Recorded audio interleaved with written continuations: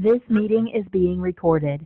There you Fancy. go. So guys, thank you so much for coming to Quarantine Chats today for our Tactical Thursday. And so today we have another good friend of mine, Miss Natalie McDonald, and she is the owner of the Huntington Learning Center in King of Prussia. And so they do a lot of tutoring and they do a lot of test prep.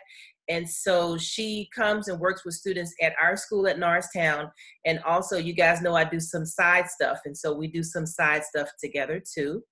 And so I'm just grateful that we have her here today. She's going to give you guys all kinds of tips and advice about the SATs and the ACTs, which is the hot topic right now.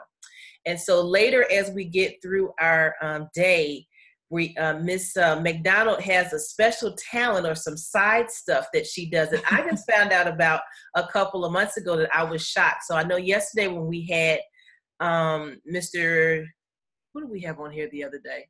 Oh, on Monday, we had Mr. Felder here who had a special talent. He's the financial aid guy, but he's also a DJ.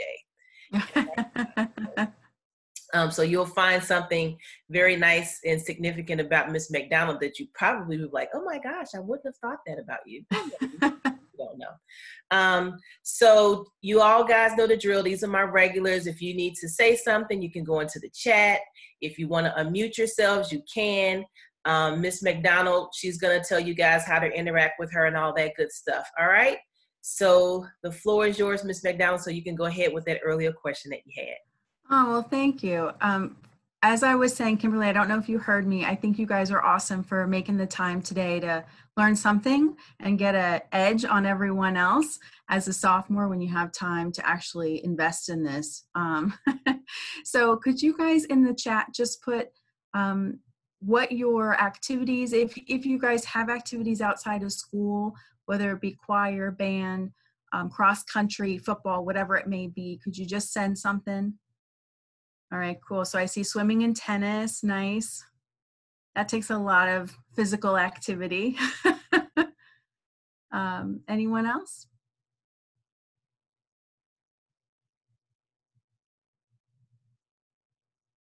All right, well, thanks. Okay, robotics, nice. Swimming, another swimmer. Trying to join some stuff for junior year. Excellent. All right. Well, and I'm hoping that you guys know it's not about how many activities that you have. It's more about the leadership in those activities. So you want to be doing something that really stirs your passion. When colleges look at your activities, what they're looking for is, are you involved in something that you're passionate about? That really, it's not just to check off a box or put it on your resume, but that really shows more of who you are as a person. So that's great. I hope you'll work with Ms. Mitchell on how to really get that going to your full benefit. So I'm going to share my screen here. Give me just 1 second and we're going to go through some college readiness stuff today. And feel free to chat. At the end of each slide, I'll go ahead and look at the chat box, or you can unmute yourself. It's fine either way, I don't mind. And we'll try to get you some good information. We're going to cover a lot of different topics today. And hopefully everyone can see the screen that says college readiness. If not, let me know. But hopefully everyone is able to see it. All right, so I'm Natalie McDonald. I'm from the Huntington Learning Center. I've worked with Huntington and been in education for about 20 years now. We do a lot of different things at the center. But it's really helping students become the best student possible, to really build their skills, their strategies, and know what works for them. Most of my students, my high schoolers, are all one-to-one. So we really focus on personalizing instruction for them that makes the most sense based on your own strengths and weaknesses. You guys have been in school now for a long time. You've developed your own habits and things that work and some things that don't still work. And we're going to try to help you out with that. So that's a little bit about me. So I want to go ahead and on our first slide. So one of the questions that Ms. Mitchell said to me was that, how do you choose which college to go to? And there were some specific questions with that. One of the things that we talked about, and definitely should keep in mind is location. You know, a lot of Pennsylvanian kids, they want to stay local. They don't want to travel very far. And some of that might be because you want to live at home and then commute back and forth. So it's not going to make sense if you're commuting back and forth to, you know, Syracuse. So location is really important, whether you want to stay close to home or whether you want to take a risk. You know, Florida, California, Texas, like, are you a risk taker? Do you like to go out of your comfort zone and try something different? So that's the first thing you're going to start looking at, is just where are the schools located, and figuring out, does it matter to you where they are internationally or on the other side of the United States or within 50 miles? Either way, it's going to help you decide what makes sense. And of course, size. I'm sure you've heard from other people that different size matters. So why does it matter? The bigger the school, the more options you have for majors, for activities, for internships. It definitely provides more of a breadth across the board of what you can actually do. However, there are some downsides to that too. So for instance, in a big school like, say, Penn State main campus, your classes are going to be really big. Yeah, it's a great school with lots of choices, but if you tend to get lost in a crowd and it's really hard for you to find your place, find your tribe, then it's going to be tough. I mean, the bigger the school, the bigger the campus, the more that it's on you to find your niche, to find your groups that you hang with. Now, some of the bigger campuses, they have a lot of maybe Greek society, like fraternity, sorority. They also have a lot of intramurals. Again, the bigger the campus, probably the more options you have to join just about anything you want, but it is on you to figure that out, of where you're going to fit in and who are going to be your support system as you go through the process. Especially if you don't know your major right away, you're not going to be able to hang out with other kids in your major until you've decided what that is. So just know going into it, you're going to want to think about, am I the type of student who thrives where there's a lot of stuff going on all the time and I can kind of pick my own things? Or am I better with a smaller campus where maybe there aren't as many opportunities, but I don't feel lost in the crowd, and it's pretty easy to get in with a small group at some point and find some friends. At the smaller campus, often there are more people living on campus as well. So there's that. So that's kind of a social thing to think about, is where do you fit in socially? Like, would a smaller one be easier or a larger? But also academically, when you're in a big campus, your classes tend to be a lot bigger in size. You might be going to a lecture hall with 200 or 300 students, and it may not be the professor even giving the lecture in that class. It might be a teacher assistant, a grad student who's doing most of the teaching. If that's okay with you and you sit in class, you take your notes, you do your own thing, and you don't really need to understand a more personal relationship with your professor, then a big school might be better for you. But with the small one, if you want to be in a class of like 8 people where the professor is right there in front of you, able to give you immediate feedback, they're the ones grading your papers, they're the ones teaching your classes, a smaller campus might be good. And then of course you have middle ones that kind of are in the middle. It might have a small feel, but still have a lot of options.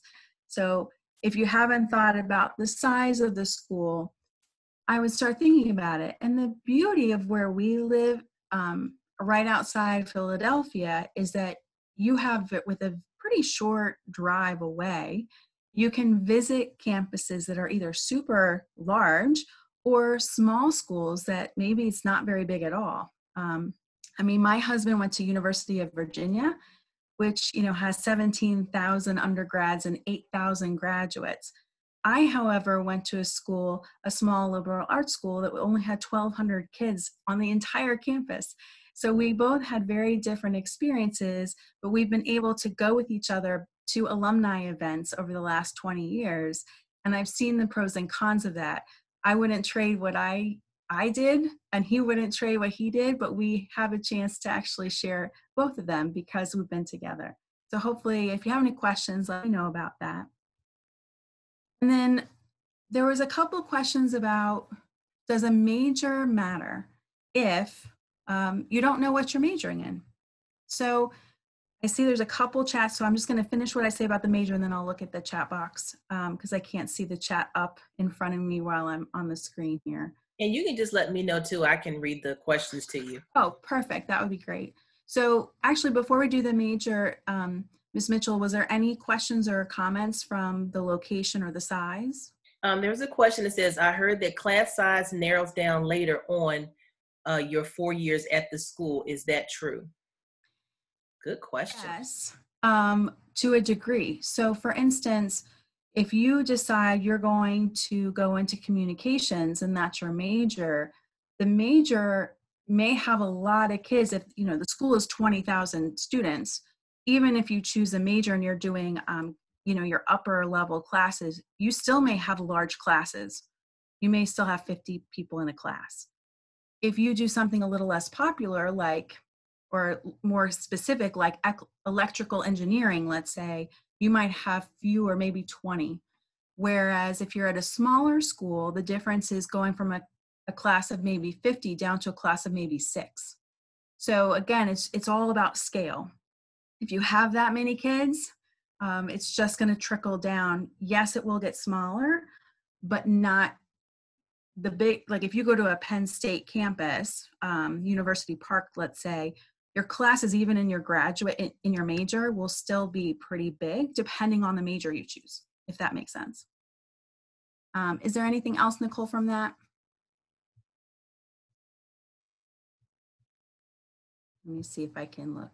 Yeah, that was the last question. I'm sorry, I was on mute. I forgot. That's okay.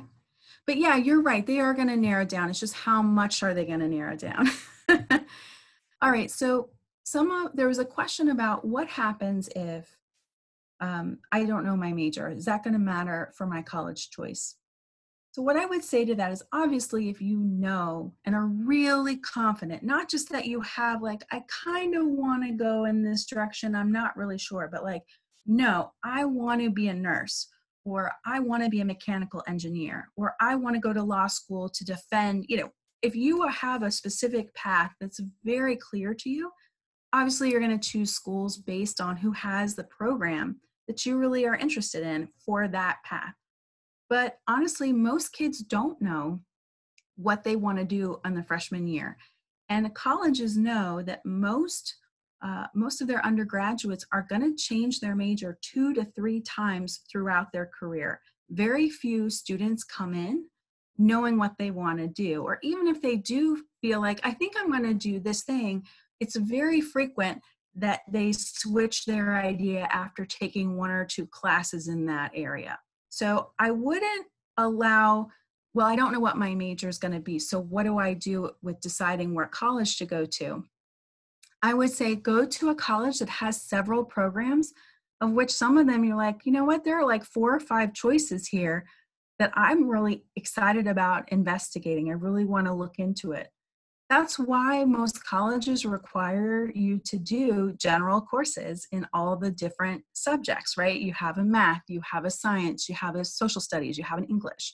There's a reason they do that. They want to expose you to the college level of those courses to see if maybe there's something there that interests you. For instance, I had an idea, I wanted to go into education. I wasn't sure, but I was like, well, maybe, right? And I think most of us have that feeling walking in like, well, there's something I might like, but I just don't know. At my school, the education program was for elementary education. And one of my roommates right away knew that that's what she wanted to do. She wanted to teach young kids, and she started taking classes in education. I looked at her classes. I was like, I am not interested in that. I'm going to take that off of my list completely, because that's not something I'm interested in. I don't want to take Guitar 101 to sing to preschoolers. I just don't want to do it. But I had a teacher in high school who really caught my attention. I really enjoyed how he taught, and it brought the subject alive to me. And that really opened up the door for me becoming a history major. I really didn't like history before that. And I thought it was dry. I thought it was boring. I didn't really enjoy the whole note-taking and outlining and all of that stuff that comes with history. But he just approached it from a different way. And I realized like, this might be something I really like. After taking a couple classes my freshman year, I realized that that really would be something I would be interested in. And so that brings me to the next point of with majors. You know, some people feel like their college experience should be based on really helping them get into a career that's very practical, hands-on skills. But college wasn't originally designed that way. College was originally designed to help people learn how to think, how to communicate, how to research, and how to problem solve. That was the whole point of the college education. So some of the more traditional majors like English, history, communication, some of the sciences and math, it's about how you go about the process. I didn't join history because I wanted to be a history teacher. I actually became a history major because I liked the way it forced me to think and communicate about being more aware of the world and everything that's going on in the past and where we're probably going in the future. I've never been a history teacher. I never had intention to be a history teacher, but the major has served me really well in everything that I've done, all the different jobs that I've had. So that's something to think about with majors too. So you don't have to have it all figured out, but know that that's an option for you, is to talk to other students, talk to the professors. The smaller the school, the more likely it is that you can actually see them in their office and have those conversations. All right, I'm just gonna look because I saw a little pop up. Yeah, there's one more question before Ms. McDonald. It's changing Okay, our go ahead. time. That's it's okay, I don't mind. It depends on when you change your major. Sometimes, yes, it can waste time and resources, especially if you've already invested a lot of time. It can cause that. Most students change their major within freshman or sophomore year of college because starting junior year, you're expected to be fully entrenched in your major classes. So that's why I'm saying, work with your college career person to work on your schedule so that you can taste it out earlier rather than later. So you're not 3 years in before you realize, I hate this and I don't want to do this anymore. So yes, it can cost, but if it's a slight deviation, then it doesn't. Like for instance, some of my major classes actually helped my minor. So I got a minor in music, and I've always been a musician. I've always been playing in bands, and I wanted to do even more of that. So I didn't want to just disregard that in college. But some of my history, I took history of music, for instance, and it actually qualified for both my history major and for my music minor. So there are some ways that you can leverage your classes to kind of do double duty for you. And that will take some load off of if you have to take another class or two because you're switching gears. But yeah, the earlier you make your decision, the easier it is, right? Mm-hmm.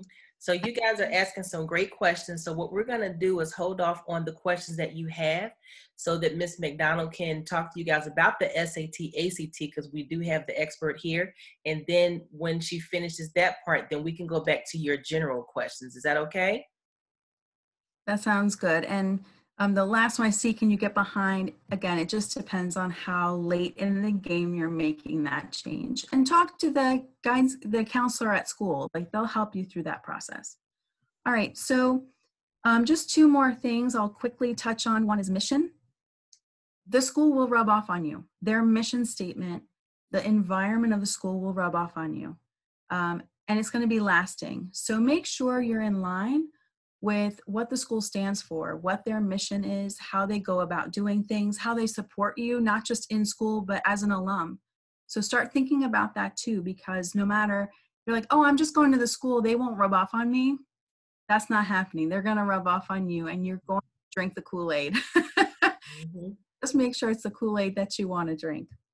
And last but not least is financial aid. Obviously, and you notice I didn't say tuition cost, I said financial aid. It's not about how much the cost is, it's about what the package is that the school provides you. So if it's the right location, if it's the right size, if they have majors that interest you, if they have a mission that you can get on board with and that you really enjoy, apply. Because very few students are expected to pay full cost. And so working, it sounds like some of you already had some talks about scholarships and how to get ahead with that. So bring your own money, bring scholarships, apply for those things, work out financial aid, and that will help you make that final decision. But you shouldn't not apply to a school that you're in love with just because the price tag is high. You never know what they're going to offer you. All right, so moving on, which tests? Because I know that's what we do. We help kids figure out what tests that they do. So let's talk about the SAT first. The SAT is probably the test that most students think they're going to take because they've already taken the PSAT and it's familiar to them. You kind of know where your score is from the last test as a freshman or a sophomore. You guys took it this year, I'm assuming. So you have a score. There is some familiarity, but please know that the SAT is a harder test. It is not, it's longer, it's more complex, and it's not exactly like the PSAT. The SAT is harder. And if you think about right now what your PSAT score actually was from the October test that you guys took in the fall, lower it 50 to 100 points, and that's typically what you'll get on the SAT if you don't do anything differently. The PSAT to SAT scores usually do drop because it's a harder test and you're not as prepared for it. Something to consider with the SAT, it is more complex of a test, and therefore they do give you more time per question. So thinking about you as a student, if you like straightforward things, this is not going to be straightforward. There are going to be some tricks and tips that you have to know for the SAT so that you don't fall into traps. They also have half of the score is verbal, half the score is math. So 50-50, up to 800 points are going to be in the verbal side, 800, up to 800 is going to be for your math side. So it's an even split. So for those of you who feel like one is not as good as the other, they literally take those two and they just add them together. Now in the math, you're going to see that they're covering pre-algebra, algebra 1, and algebra 2 are almost the entire math test. They do have a few geometry and a few trig questions, but it's not going to make or break your score unless you're looking for a perfect score. Most of it is algebra based. And you should know for the SAT that the emphasis is on reading in every section. Even the math section puts a heavy emphasis on reading lengthy word problems and figuring out not only what are they trying to get you to do, but then match it up with the right formula and solve it. So if you feel like reading is really hard for you to decipher, this is probably a tough test for you. Even students who do really well in math normally may not do as well on this math section because of that. And just so you may have already heard, on that math portion, there's a no calculator and a calculator section, and both are going to go towards that math score. So that's some about the SAT. However, ACT is a little bit more like a PSSA or a Keystone test. They're a standardized test, so they're going to be more straightforward in their delivery. That means it's less complex, but because of that, they don't offer you as much time per question. Both tests are the same amount of time. The difference is the SAT has fewer overall questions. The ACT has more questions. You just have to move faster because they don't expect you to really have to think about it as much as the SAT would be. Also, if you're not a strong math student, 3 out of the 4 sections are verbal based. That includes the English, the reading, and the science. They're all reading tests. Only a fourth of it, so 1 section, is math. And in your math, you're going to see there's pre-algebra, algebra 1, algebra 2, and geometry.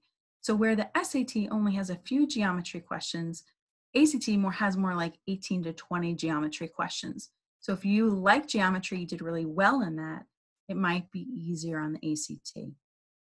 The science section is probably the #1 reason I hear students saying they do not want to try the ACT is because of the science section. It's unfamiliar to them. They feel a little nervous about it. I would say it's just like anything. If you know what to expect, that's half the battle. So if you try it out and you see what it's like and you practice it, I wouldn't let that stop you. The science section is only 1 out of the 4, and everything that you need on the test is there. All the information is there. You just have to find it. You don't have to remember all the science. You don't have to remember chemistry or biology or physics. Like, it's all right there on the page. You just have to analyze it quickly. And moving forward, starting in the fall, once you've taken a full-length ACT test, you do have the opportunity to only focus on one section. So let's say you take a test and you're happy with everything except your math section. You can work on the math and then sign up to only do that math section again. So it takes some of the pressure of having to do the whole test over again repeatedly to get that score that you want.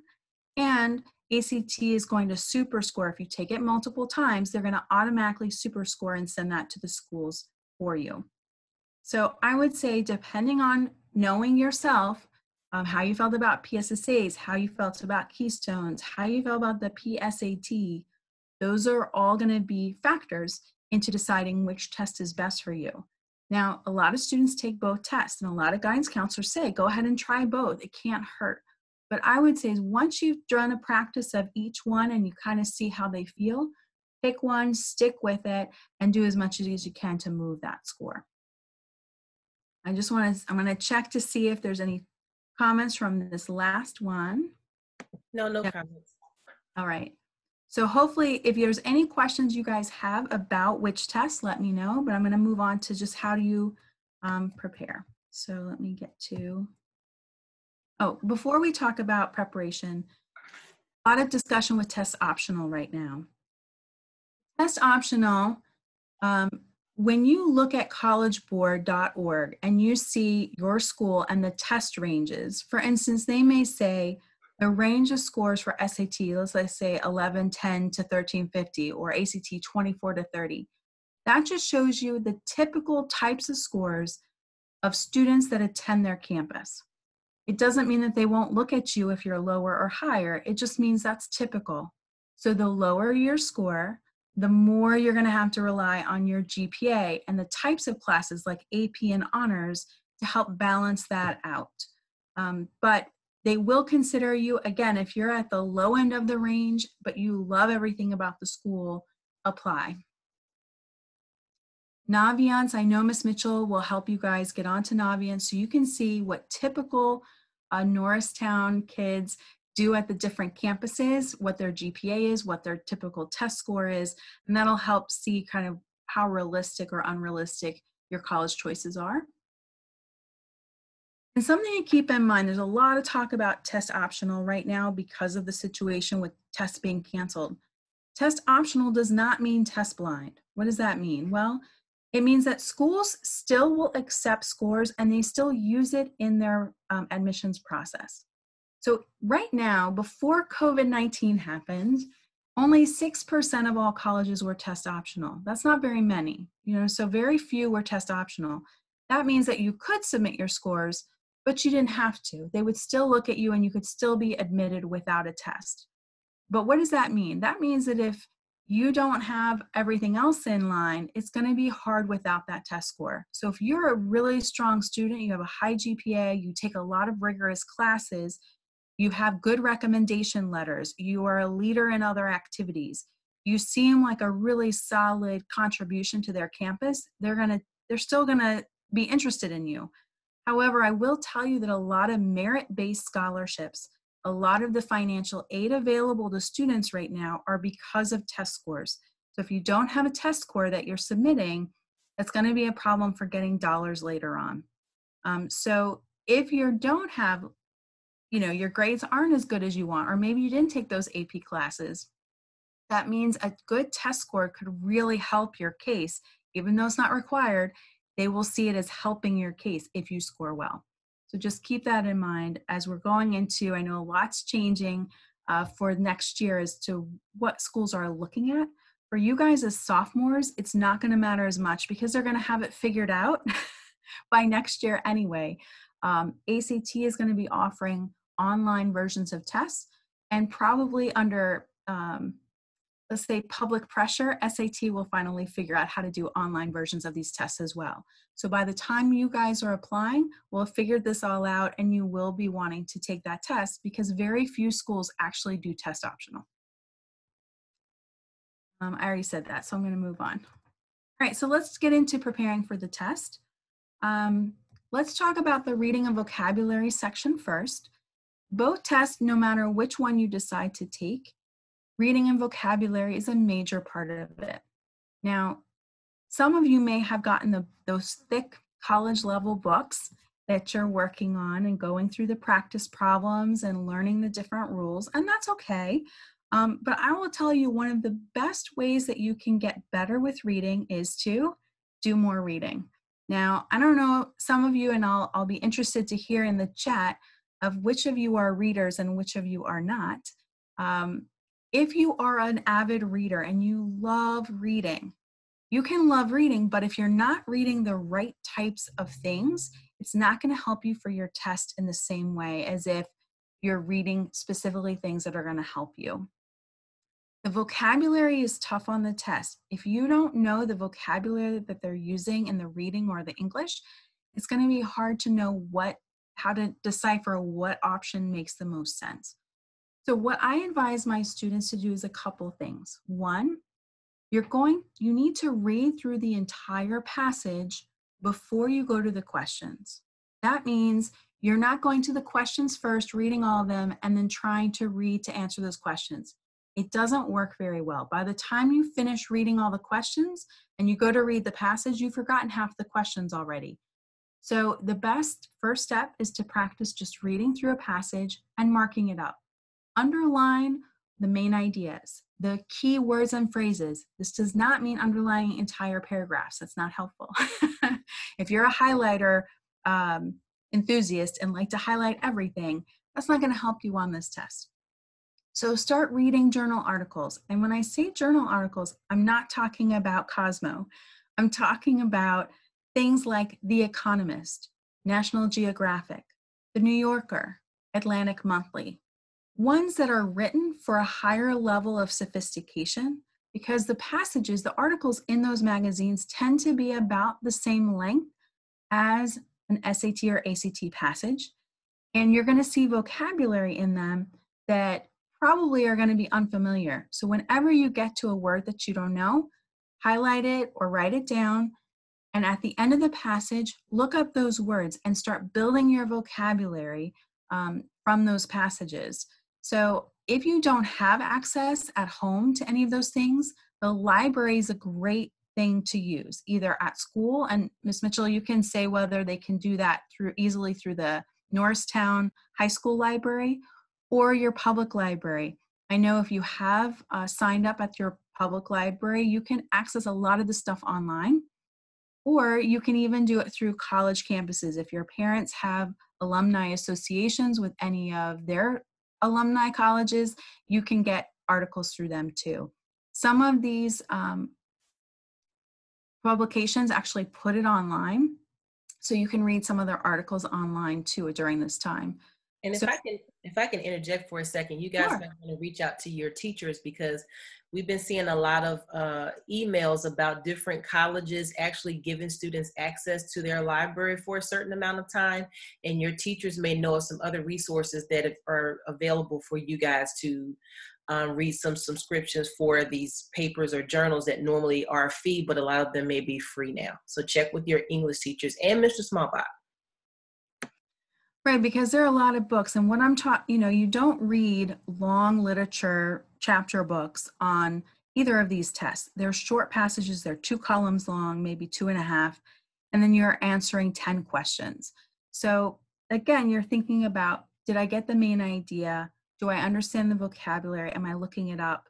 Am I really honing in on what are the key details of this passage, so that when you have those inference questions of like, I have to draw a conclusion here, what clues are you using to do that? So that's the best way at home to work on the reading and vocab, is just start being disciplined by doing 20 to 30 minutes. Even 1 article a day can make a big difference in your ability to effectively read, build that vocabulary. And so when you do get on the test, you're used to reading that sort of thing and navigating it through. Don't stop your other reading if you do like reading, but this is probably the best way I have seen that really helps kids when they're doing this on their own at home. As far as math goes, remember we just talked about both tests go over pre-algebra, algebra 1, algebra 2, and some geometry. So if you have syllabuses from previous years, I'm sure as a sophomore, you probably, I'm not sure what math you guys are in at this point, probably algebra 2. But if you pull out your old textbooks or past syllabuses, you'll see what kinds of things are typical in that class. For algebra 1, for instance, you're going to need to know systems of equations. You're going to have to know slope, exponents, those types of things. So if you don't have access to that, again, Ms. Mitchell can help you, but also reach out to your math teachers and say, hey, I need to do a review of algebra 1. How can I do that? Now, if you're self-motivated and you can do it, I would say working through a textbook. That's how I got ready for my CLEP exams, trying to get college credit. I worked through a book myself and I paced myself and just was disciplined about it. So that's something you can work on, is going back over those concepts from previous years. Looks like half of everybody's 1, 2, 3, 4 students are taking algebra 2 right now. You're taking it now. Great. Mm-hmm. What that means is you definitely need to be comfortable with the major categories in that class. So if you're not sure, like, what are the most important things I need to know about algebra 2, ask your teacher and they're going to be able to show you. Also, online, you're going to see both ACT and SAT have listed the basic concepts that you have to be comfortable with on their test. So review those concepts. But I will tell you, algebra 1 and you're like, oh, well, I'm in algebra 2, I'm good. There's a lot in algebra 1 that you may have forgotten. Just basic rules. I find that most, like when I work with my math students here at the center, most of them have forgotten a lot of the basics. They're operating up here with algebra 2, pre-calc, trig kind of things, but they've forgotten the basics. So go back to your algebra 1 materials if you still have them and do some work just to review. That will help a lot. Can you guys put in the chat what math class you took last year? Because some of you may have taken geometry already, so she may have some advice about that too. So 1, 2, 3 geometries, 4. So all of these students, for the most part, have taken algebra 2 and geometry already. Perfect. So in geometry, you do not have to know every part of geometry. There are very specific things that are covered on both tests. For instance, angles, circles, triangles. Like, there are some general categories that if you really go back and look at those particular things, it's going to go a long way in helping you get ready for the test so you don't forget. You got to know circumference. You got to know your formulas for area of a circle. You know, there's certain things that you got to know, which reminds me, SAT will provide you with some formulas at the beginning of the math test, but they're not all the math formulas you need for the test. There's just some of them, and a lot of them are geometry based, and they don't have a lot of geometry on their test. ACT does not give you any formulas. They don't give you a cheat sheet. So it's really on you to remember the formulas. So making flashcards, those of you who like to use Quizlet and flashcards, this is your opportunity to really get ahead, all right, and start working on that. Now, online, right now there are a lot of online resources. Khan Academy is the easiest one for students to access. But I will tell you, just to be aware, that they will give you the basic categories and types of questions that are on the test, but the Khan Academy questions they do tend to be easier than actual test questions. So if you feel like, wow, these are all easy and I'm getting them all right, there's a point to that. They want you to get a general idea of what's on the test. They want you to feel successful. They're not going to give you the same difficulty as the actual test. So just be aware of that when you use online resources. Most of the materials I see out there on the shelves at the Barnes & Nobles or off of Amazon, those practice tests are not as difficult. They're a little bit easier than the actual tests. So if you're getting like a 27 on the ACT or a 1300 on the SAT, just know that if it's from a practice test in one of those books, most likely your actual score is going to be a little bit lower. So just take it with a grain of salt. And then last but not least, there's always tutoring options. Now, there are some groups that have 10 to 20 people in the tutoring group, I will tell you that normally for groups, the point of the group is for comfort, is to introduce you to what the test looks like, gives you some possible strategies. They are not meant or designed to move your score significantly. If you really get nervous taking a test and just knowing what to expect really helps, then a group class, it's inexpensive and it's usually just 1 or 2 days. It's usually not for a very long time. It might be a valuable thing for you to do just to feel more confident and comfortable. However, if you're trying to significantly move your score and you're not self-motivated to really hack away at this day-to-day things that you need to do, then I would recommend the other option, which is individualized tutoring, because we can personalize it, either us, there's so many different agencies out there that offer one-to-one, but they personalize it to you and you can get the biggest bang for your buck doing some sessions where you can really talk about what works for you and what doesn't, and what are the areas that you need to work on to get your score moving. Especially since a lot of the tutors, they've done this many years, they've taken tests themselves, they know what the deal is, this is what they do. They can really save you time and energy by telling you exactly what to focus on because they know the test really well. Whereas you guys, you're doing this for the first time. You may not know what to focus on. You may not know where to start.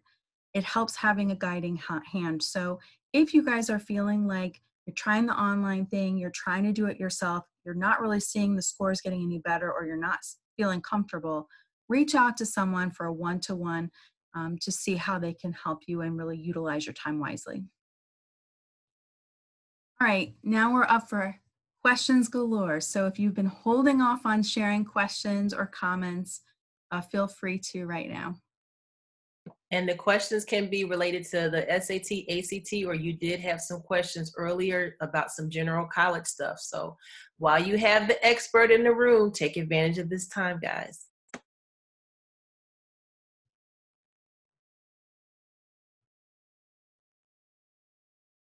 So it sounds like I either did a really good job at explaining everything, or people are like, I don't want to ask her anything.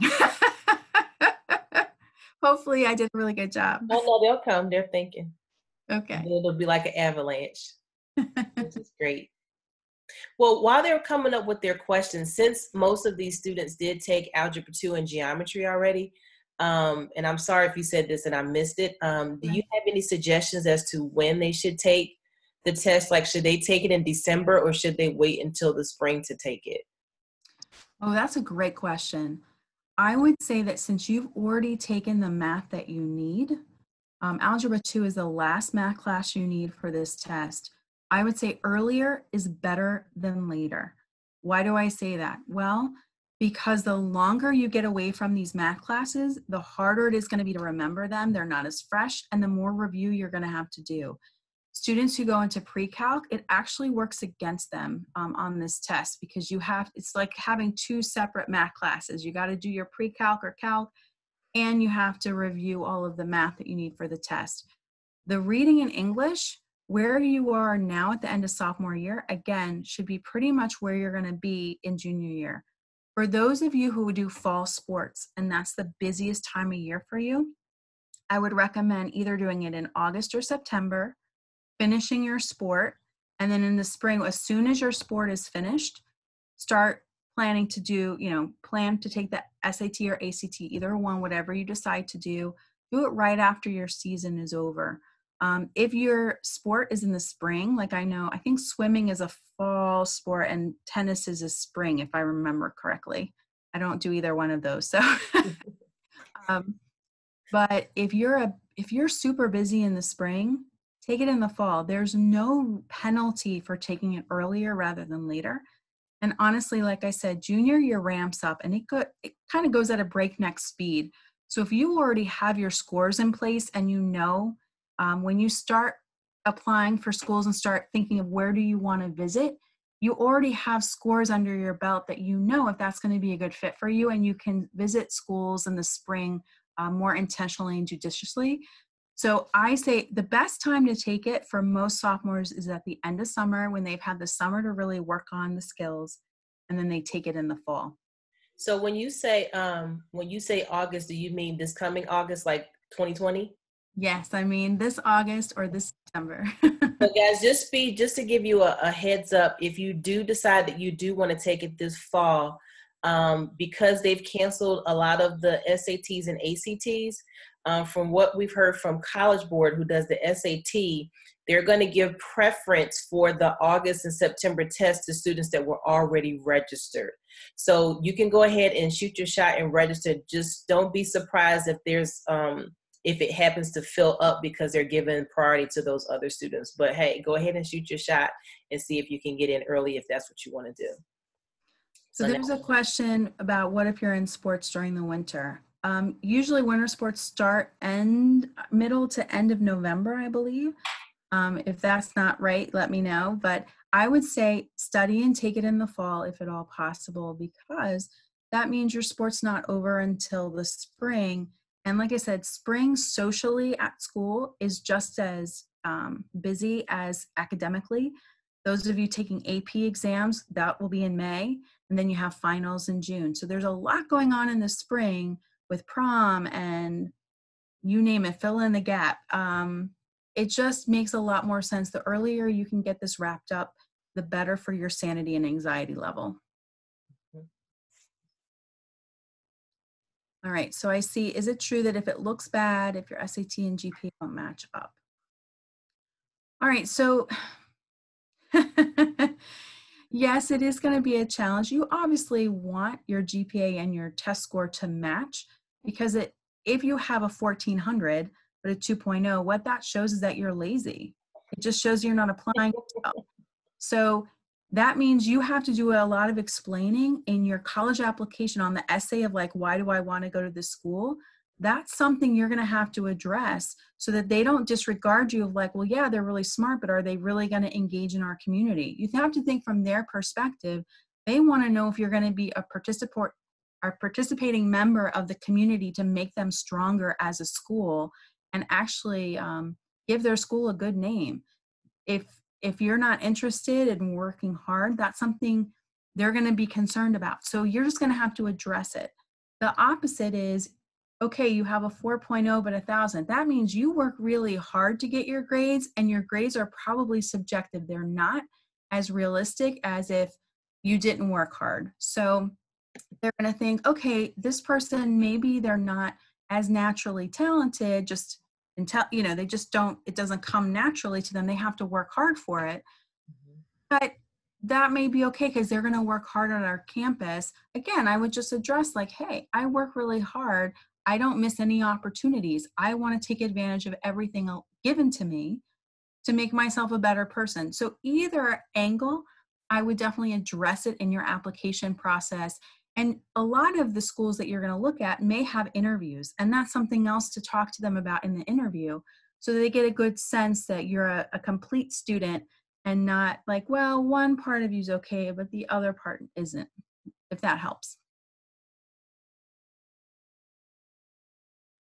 Great questions, guys. Always. This is fun. Maybe the guys from all of these sessions, if I could have my own class, I will put them all in the same class. If there's anything else, do you feel like preparing for the test that those were enough ideas for you to get started, or do you feel like you're still not sure about where to get going?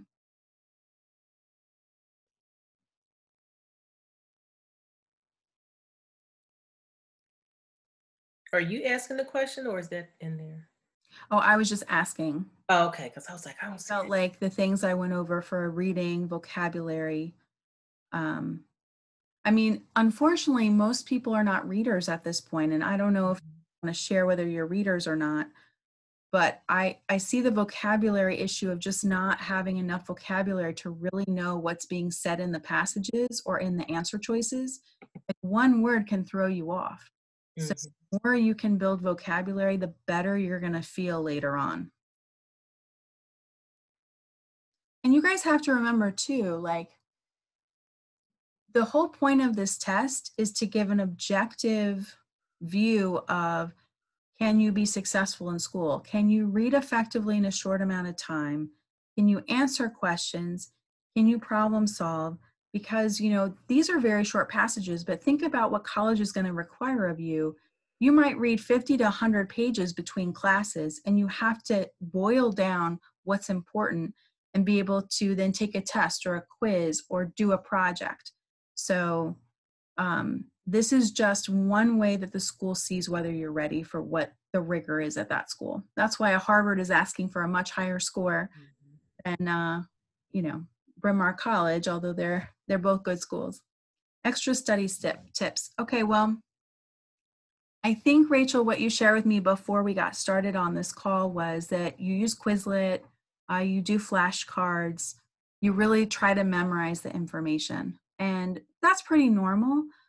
But to be a better studier, I would say create your own study guides if you don't already. I don't know, you guys can tell me in the chat if teachers provide study guides or whether you create your own.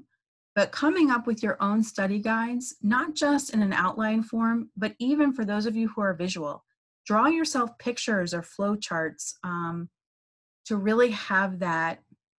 I'm trying to give a good example. So let's say you're in science class and you're working on volcanoes, because let's just say, drawing a picture of the flowchart of what happens and labeling it is just as important as writing down in words, like step 1, the lava comes up through the, like there's a lot of different ways you can internalize information.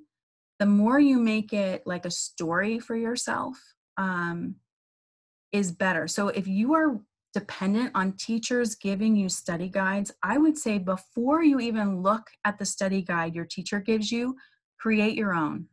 And then match it up to, did I include all the different things that the teacher said is important? That way you can check yourself. But no one in college is giving you study guides. You're going to have to come up with your own. So practice now, get comfortable with it now, but feel free to use art to feel different highlighting colors. Like, feel free, like don't just do one thing, experiment with a couple different things to study. I find that students who can kind of communicate it out loud, verbalize it, and even teach someone else, that's when we know you really have it. So if you're learning information about math, yeah, you want to go over practice problems, but could you then explain to someone else how you do this math problem and why you do it that way? That would be the best studying you could do to prepare yourself for those things, because on test day, no one's going to be there giving you any tips or strategies. You just in the moment have to make the best decision you can.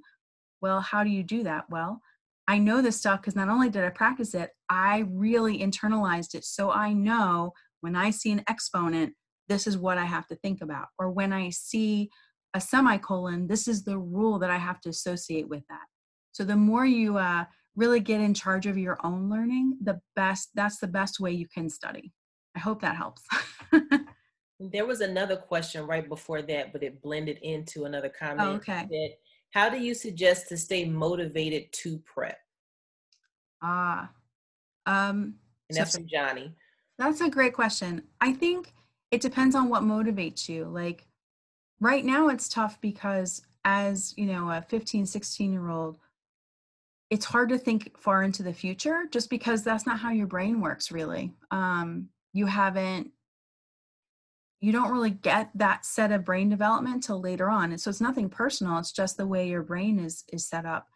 I would say do the things that are going to help. Like for me, if I want to get motivated to get into a different dress size, I put pictures up on my mirror, and everywhere I am, I'm giving myself little like messages of you can do this, or some of you that works. Take a picture of the college you want to go to, or do a collage like of different pictures of how you see yourself in college.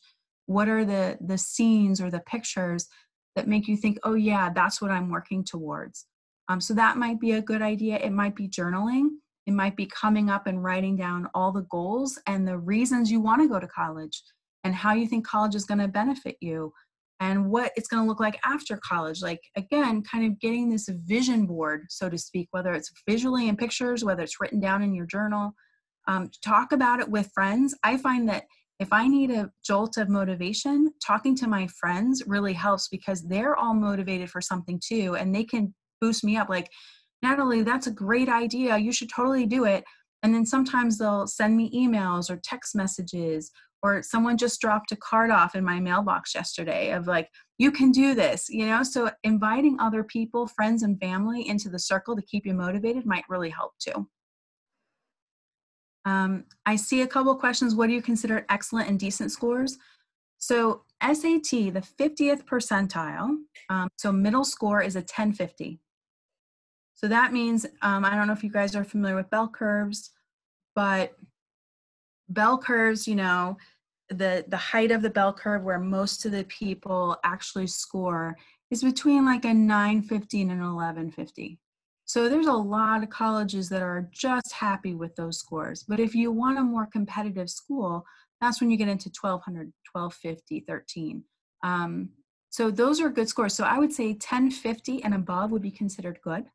Obviously, depending on the school you want to go to, you may have to go more like 1250, 13.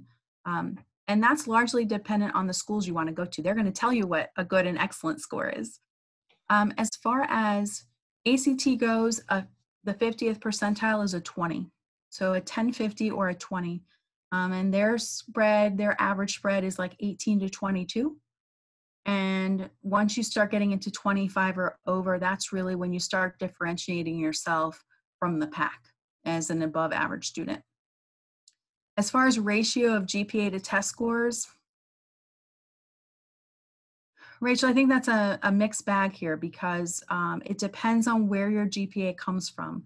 Your GPA, if it comes from honors and AP classes, are going to be more impressive than if they're, like if you get an, if you get an A in an AP calculus class, it is not the same as getting an A in a geometry class that's regular level, right? So all grades are not equal. So the GPA comes along just by its very nature, has to be targeted with the types of classes that you're taking. So test score, again, is going to be, grades are subjective. I can get an A just by turning in work, or I can get an A because I worked my butt off and I really earned it. So colleges know this. They know that every school has a different grading system. Some are easier A's than some are harder A's. They know this. That's why they use your transcript to see like where do the A's come from, or where do the B's come from, or the C's.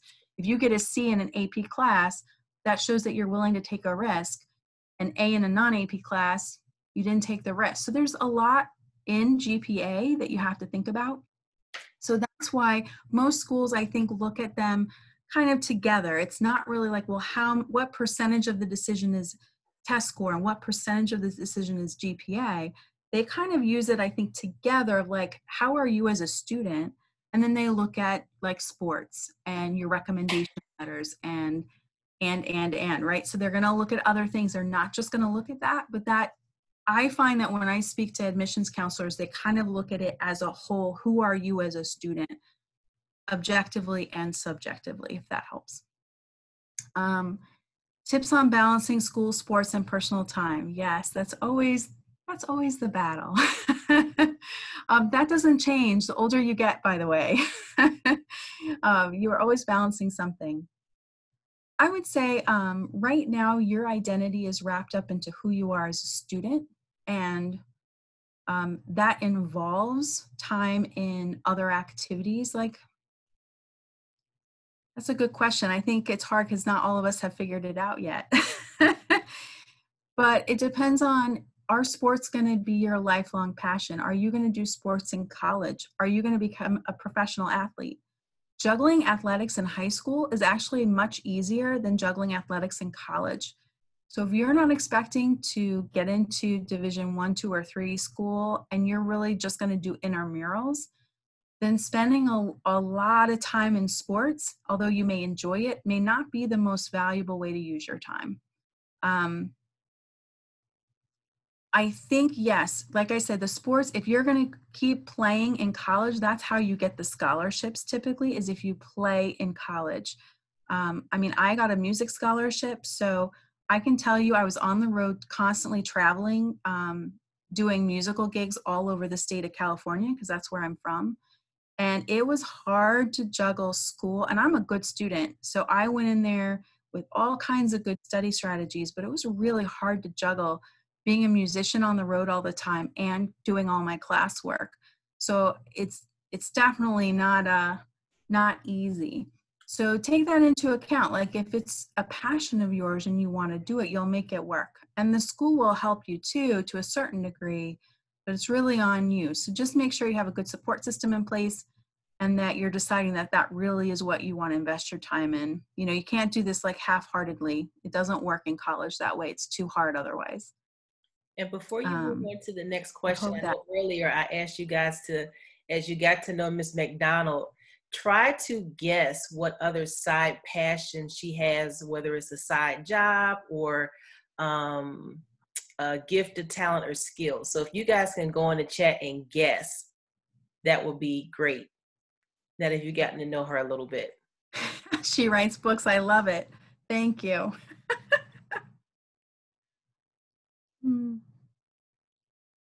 So you guys remember Mr. Felder was here on Monday with financial aid and you guys found out he was a DJ. So let's see what other non-SAT or ACT, well, I'm not going to say non-teacher, but ACT or SAT thing that Miss McDonald does. So somebody says that they think she writes books. Anybody else? That's good. Yeah.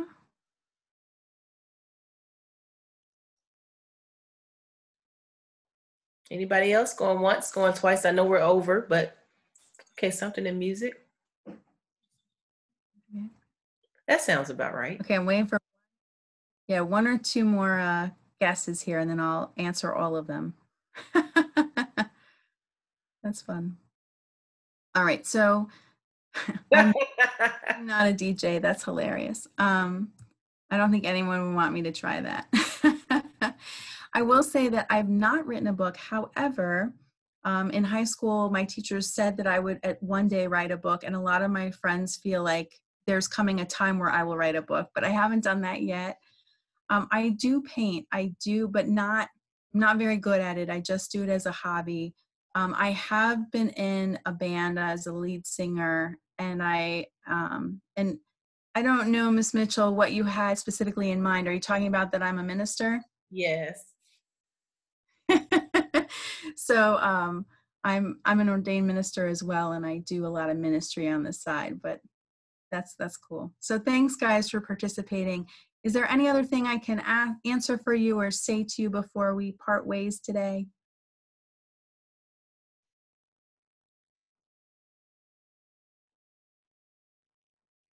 All right, so it looks like we're good to go here. Okay.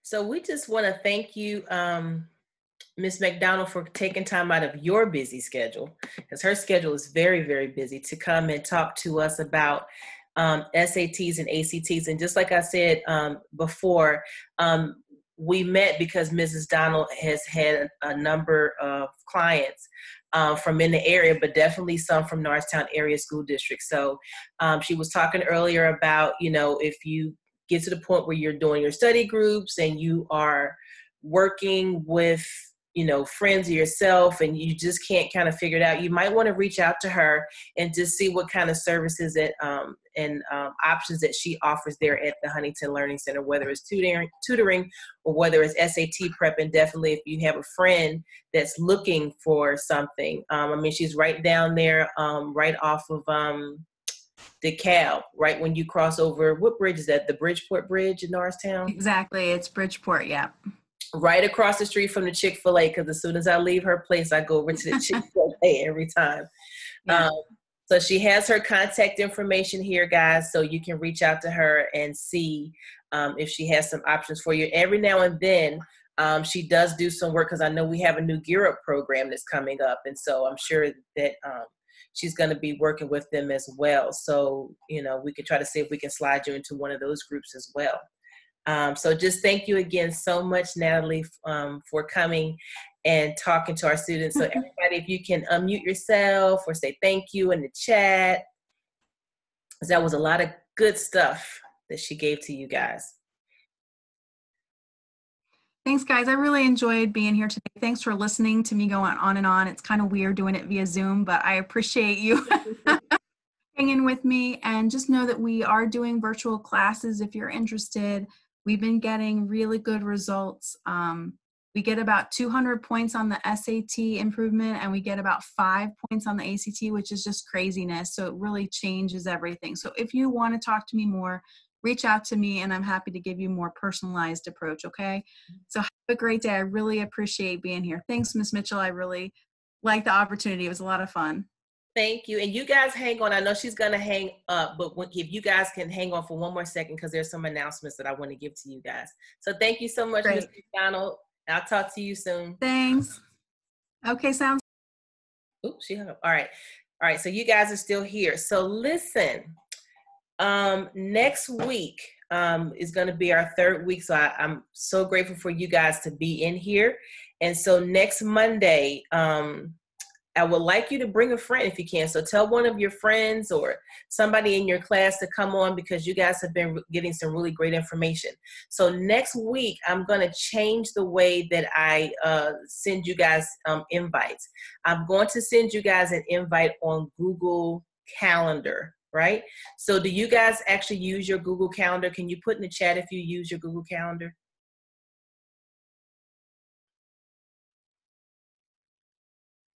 Okay, so what's going to happen is I'm going to put your invite into Google Calendar. And so when it goes into Google Calendar, it's actually going to send an email to you to confirm if you're going to attend the meeting, right? So when you get the invitation, you're going to click yes or maybe or no. And then in the body of the email, it'll attach to your calendar, right, for 1 o'clock. So when you click on there and open it, just like if you do a meeting with me or your counselor, when you open it up, there's some information in the body of the email. And so all of the information that you need to click on the links is going to be in there. Because it's just been very time consuming for me to email you guys this stuff every time. So I'm going to actually put in your invites for next week, either today or tomorrow. So you'll get about 3 emails from me today or tomorrow about next week's events. And then that way we can communicate easier with you, and I don't have to keep sending you all these reminders and stuff like that. Okay, so next week on Monday we have Miss Ashley Ousley. She's going to talk to you guys about scholarships. So she has a business called Collective Prep. You've seen a couple of the posts that I put on our timeline that's related to scholarships. So she's going to come and talk to you guys on Monday. On Wednesday, we're going to have somebody from Universal Technical Institute, or UTI. So they do a lot with cars, mechanics, hands-on trades that people are interested in. So that's going to be on Wednesday. And then on Thursday, we're going to have someone talk about college fit. That is the most important thing that you need to look at. And so Ms. McDonald talked to you guys a little bit today about college fit. In my notes here, she talked about when you're looking at a college, you're looking at location, size, major, the mission, and how much financial aid they give. So that's what college fit is. And so we have someone coming from Immaculata that's going to do that session for you guys. All right. Also, you guys have seen a post. I'm going to repost it again.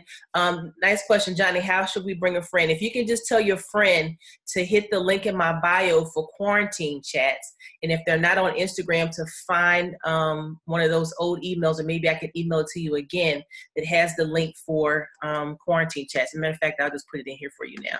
So you can tell them to click this link, because it should be way more than 6 of you guys in here. Okay, so that is the link for the session, because we still have like two and a half more weeks left to go. All right. Tomorrow, the Black College Expo is tomorrow. So anybody who's interested in investigating HBCUs, or historically Black colleges and universities, that's going to take place tomorrow. The link is on, I think it's in my bio. It's definitely on my feed. I'll put it up again tomorrow. But I went to it last week. It does cost $5, but I see y'all wasting $5 at Wawa in one trip. And so historically Black colleges and universities, you do not have to be an African-American student to attend them. They've historically been colleges in the 1800s where African-Americans weren't able to go to a college. So people founded colleges and they've been alive all this time. But there are going to be over 50 colleges in this event where you can go, and they have these little rooms that you can pop in and pop out, get information, fill out cards, ask questions just like you did today, but it's going to be on a much bigger scale. And then I'm going to do a live tonight at 6 o'clock because there's the state schools called PASSHE, P-A-S-S-H-E. I forgot what all that stands for, but basically it's the Pennsylvania Association of all of the state colleges.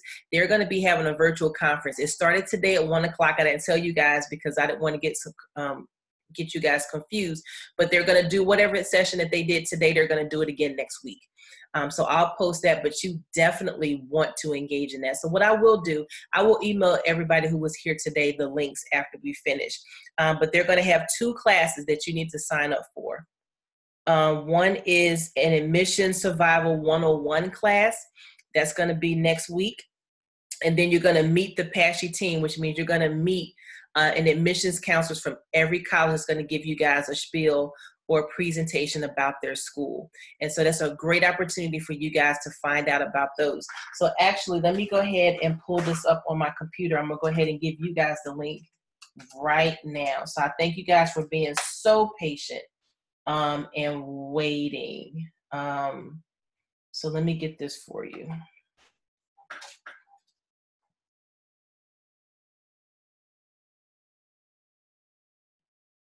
Hold on 1 second.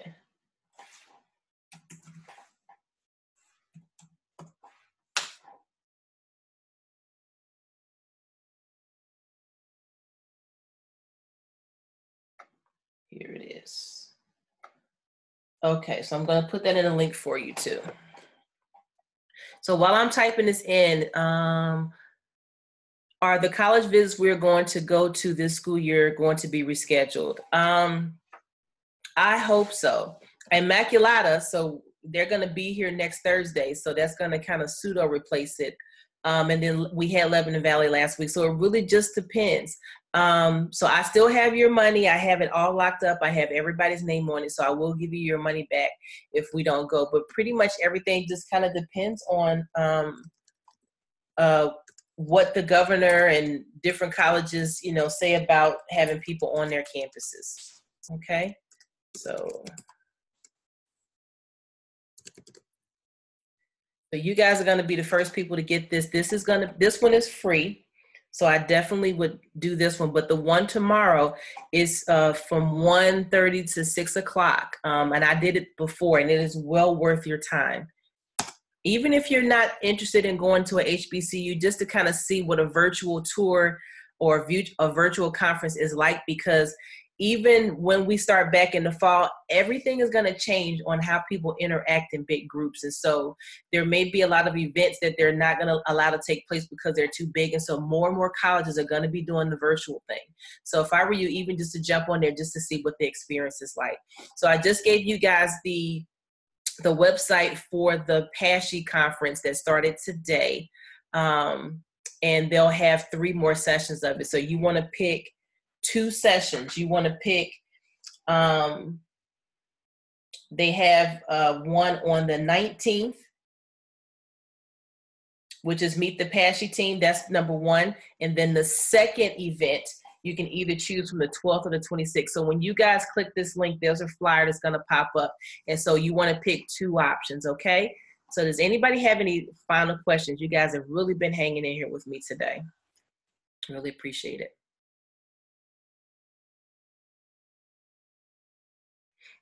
Okay, so I'll make sure I email you all this stuff. All right, so thank you guys so much. I appreciate having you guys on here. And just remember that today and tomorrow are makeup days, so teachers shouldn't be sending you any work.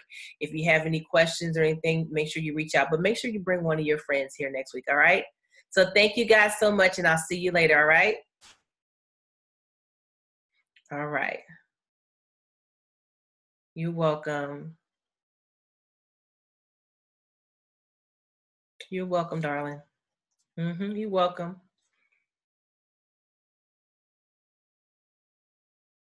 All right.